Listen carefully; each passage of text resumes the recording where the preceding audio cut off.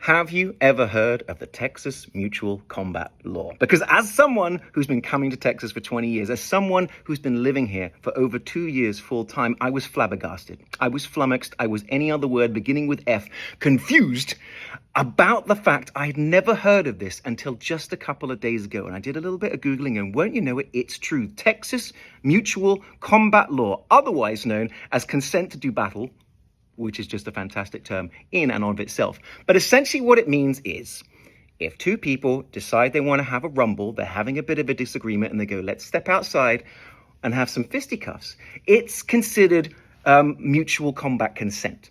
Now, the reason this is important is because technically, from a legal standpoint, it kind of makes it okay. So there's no aggressor, there's no victim, there's no one to be done for assault because you've both consented to it. And there are kind of loopholes that you have to stick to. You cannot step outside them. For example, no weapons, all right? Let's say gentleman's disagreement. We're going out. It's Queensberry rules, ladies and gentlemen. No weapons. Those are for wusses. The other one is you cannot cause serious bodily injury. So you can win the fight, knock a guy down or bloody his lip, and we decide that we're done with the fight is over. But if you go in and you hurt someone too badly, then no. Now you are in legal trouble. I've even heard people using this defense to downgrade a murder to manslaughter because people said, no.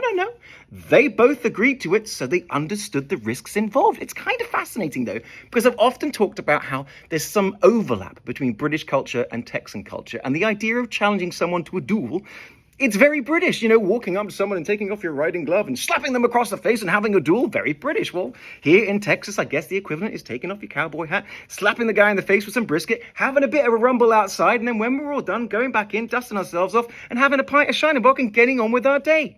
The Texas Mutual Combat Law. Now, there is one other state in America that has the same law on the books. I'm not going to tell you what it is. I want you guys to guess. So jump in the comments, take a guess, and anyone that's right, I'll let you know. Fascinating. Texas Mutual Combat Law. Don't do it. Don't use it. It's just an interesting piece of history.